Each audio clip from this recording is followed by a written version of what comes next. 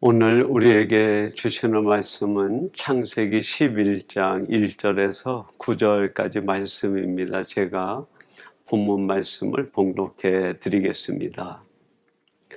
온 땅의 언어가 하나요 말이 하나였더라. 이에 그들이 동방으로 옮기다가 신할 평지를 만나 거기 거류하며 서로 말하되 자 벽돌을 만들어 견고히 굽자 하고 이에 벽돌로 돌을 대신하며 역청으로 진흙을 대신하고 또 말하되 자 성읍과 탑을 건설하여 그 탑 꼭대기를 하늘에 닿게 하여 우리 이름을 내고 온 지면에 흩어짐을 면하자 하였더니 여호와께서 사람들이 건설하는 그 성읍과 탑을 보려고 내려오셨더라. 여호와께서 이르시되 이 무리가 한 족속이요 언어도 하나이므로 이같이 시작하였으니 이후로는 그 하고자 하는 일을 막을 수 없으리로다. 자 우리가 내려가서 거기서 그들의 언어를 혼잡하게 하여 그들이 서로 알아듣지 못하게 하자 하시고 여호와께서 거기서 그들을 온 지면에 흩으셨으므로 그들이 그 도시를 건설하기를 그쳤더라. 그러므로 그 이름을 바벨이라 하니 이는 여호와께서 거기서 온 땅의 언어를 혼잡하게 하셨음이니라. 여호와께서 거기서 그들을 온 지면에 흩으셨더라. 아멘. 오늘 창세기 강의 50번째 시간은 주신 말씀 창세기 11장 1절에서 9절 말씀을 갖고 감찰하시는 하나님이라는 제목으로 하나님의 말씀을 전하도록 하겠습니다. 하나님은 이 땅에 있는 인생들을 살피시고 감찰하시는 분이십니다. 오늘 본문 5절에서 이렇게 말씀을 합니다. 여호와께서 사람들이 건설하는 그 성읍과 탑을 보려고 내려오셨더라.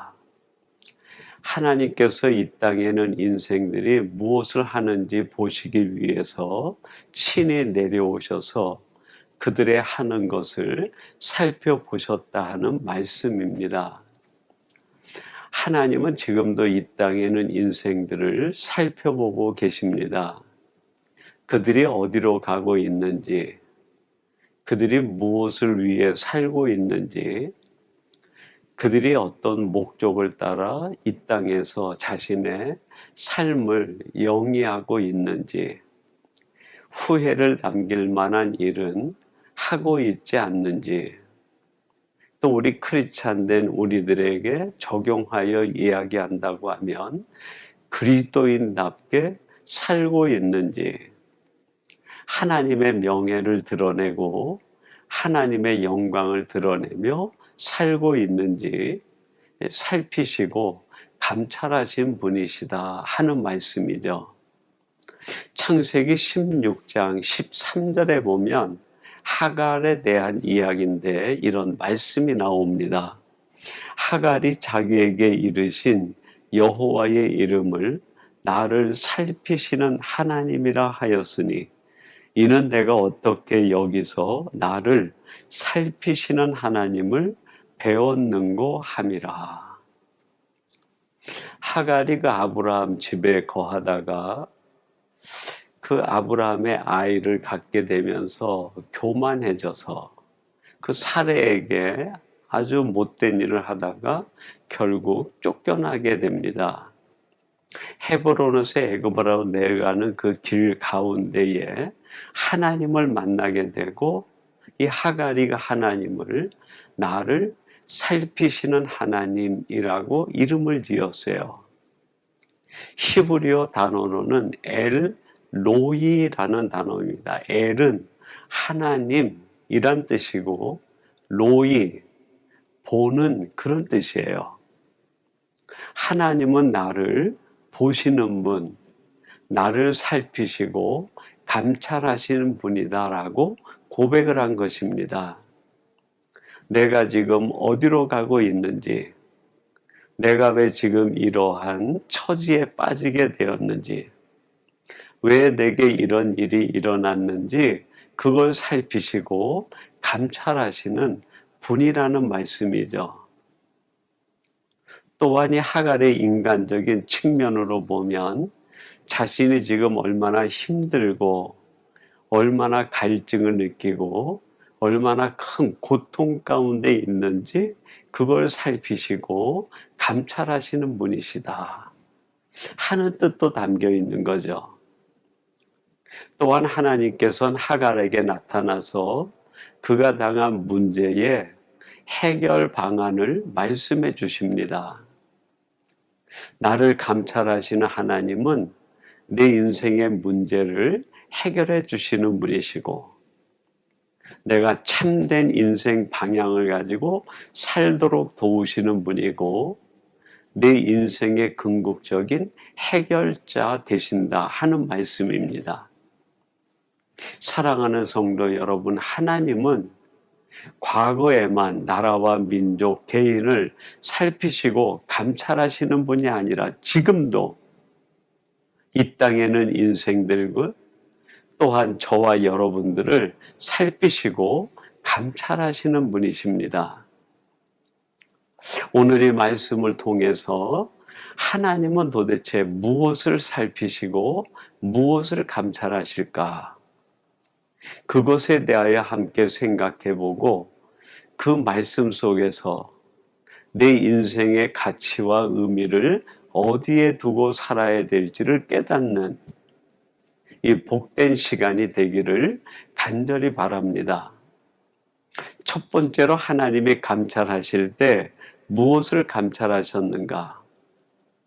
그들이 무엇을 위해 살고 있는지를 감찰하시고 살피셨어요. 오늘 본문 말씀 4절 상반절 말씀입니다. 제가 한번 봉독해 드리겠습니다. 또 말하되 자 성읍과 탑을 건설하여 그 탑 꼭대기를 하늘에 닿게 하여. 하나님이 내려오셔서 인생들이 하고 있는 것을 살피시는데 무엇을 살폈습니까? 그들이 만든 성과 높은 탑, 그걸 살펴보셨다는 거예요. 여러분, 지금 이 바벨탑을 쌓는 사람들이 하는 일이 뭡니까? 하나님께서는 이미 그 노아 홍수 이후에 다시는 물로 그들을 심판하지 않겠다 말씀하셨음에도 불구하고 그들이 자신들의 생각과 의도를 가지고 자신의 계획을 쫓아 자신들의 안전을 위한 자기만의 성, 자기 왕국, 자기 나라를 세우는데 급급하게 살았다는 거예요. 여러분, 이 시대만 그랬을까요? 그렇지 않습니다. 오늘 우리가 살고 있는 이 시대에도 많은 사람들이 자기 왕국, 자기 성을 쌓기 위하여 혈안이 되어 살아갑니다. 심지어는 하나님의 이름을 빌려서 자기가 원하는 자기 목적에 쫓아 자기 성과 자기 나라를 구축하기 위하여 자기의 인생을 쏟아붓는 사람들이 얼마나 많습니까? 하나님께서는 지금 이 땅에는 인생들이 무엇을 위해 살고 있는지 그것을 살펴보신다는 거예요. 그러면 이 땅에는 인간들이 만든 그 성, 도시, 나라, 왕국은 그 결국은 어떻게 끝이 날까요?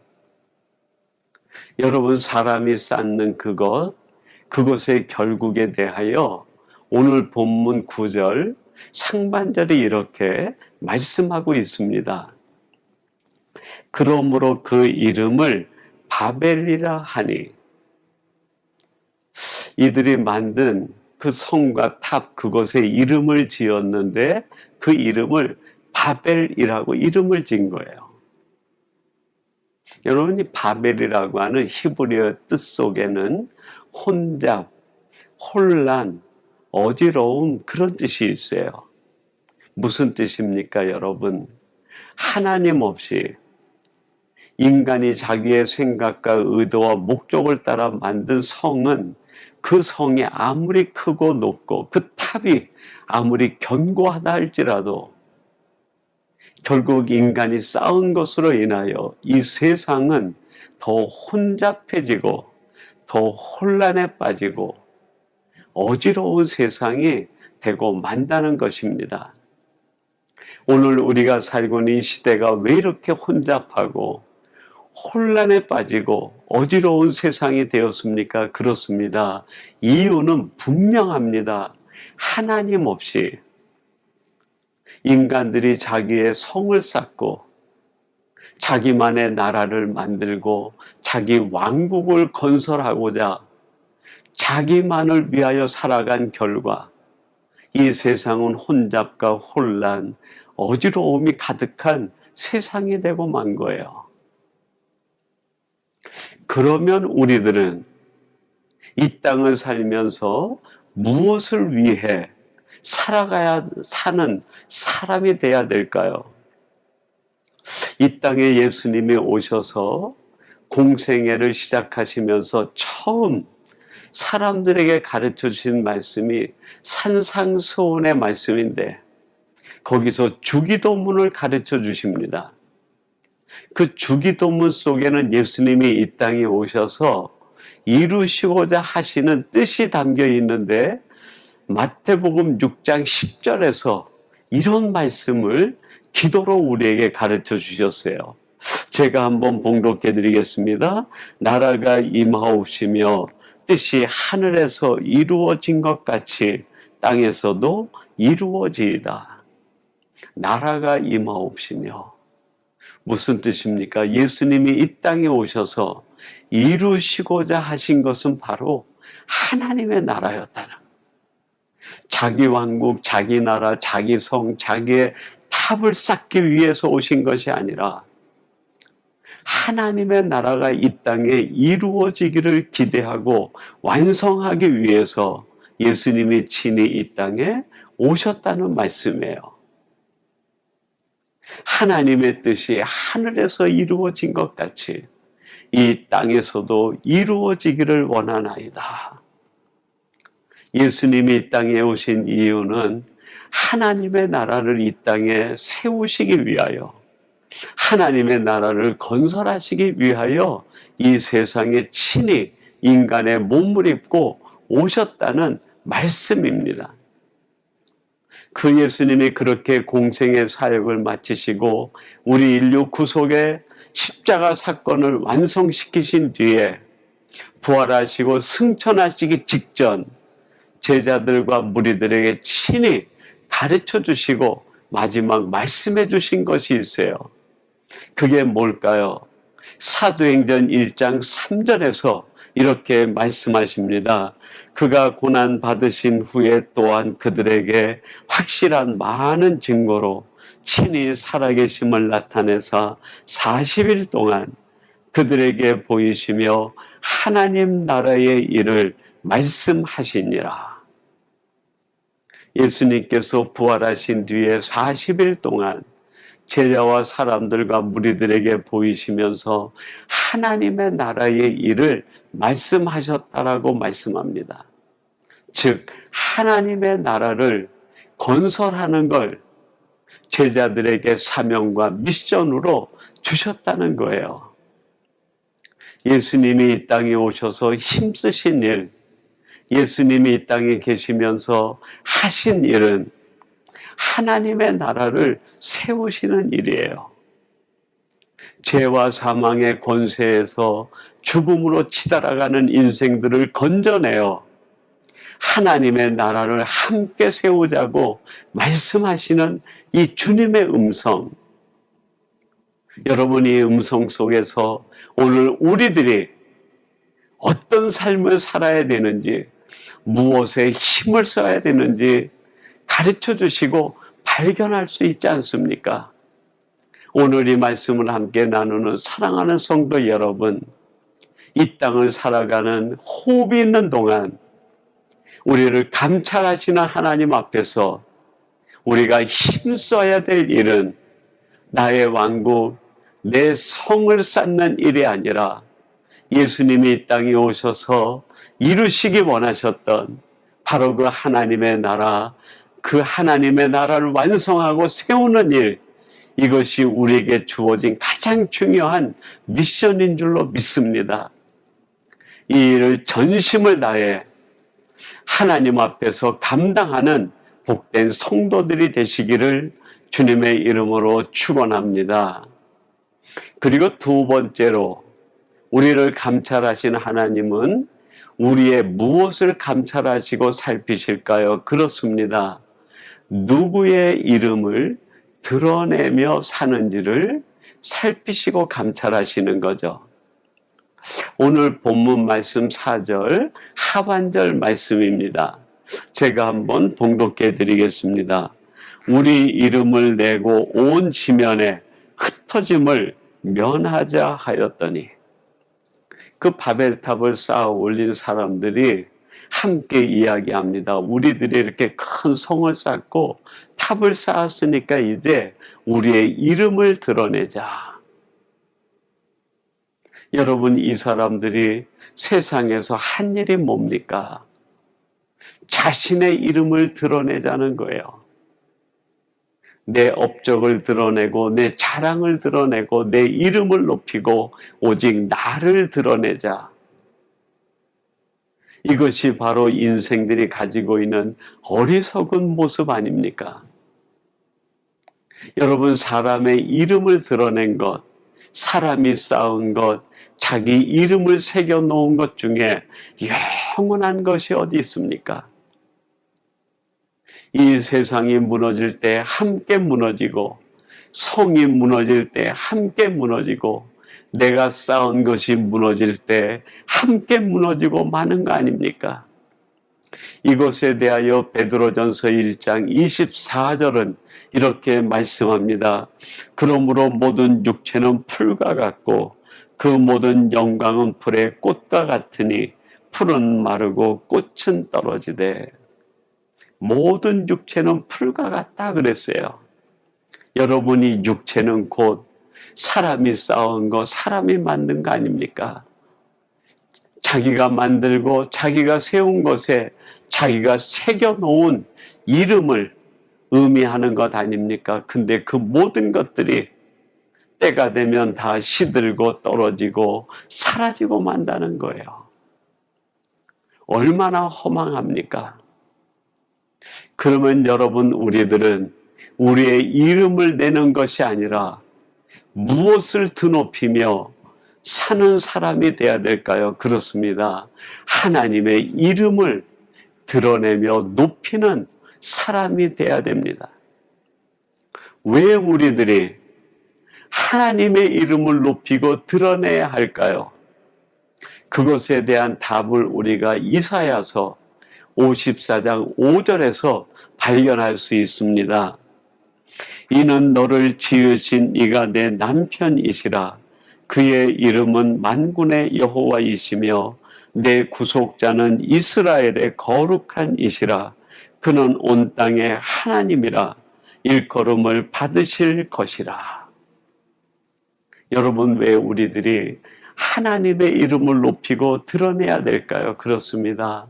하나님이 바로 나를 지으신 하나님이시고 그 하나님이 나를 억만 죄악 가운데서 구원해 주신 구속자이시기 때문에 그래요. 나를 지으신 하나님의 이름을 드러높일 때 내 자존감이 같이 드러납니다. 내 인생이 어떻게 살아야 되는지 창조적 목적을 발견할 수 있습니다. 나를 구원하신 하나님, 그분의 이름을 높일 때 내가 하는 모든 것들이 하나님께 영광이 되고 하나님의 기뻐하심의 이유가 됩니다. 하나님의 이름을 이렇게 높이며 하나님의 영광을 드러내며 산 사람들, 하나님의 말씀을 쫓아 살아간 사람들에게 임하는 하나님의 은혜와 축복이 무엇일까요?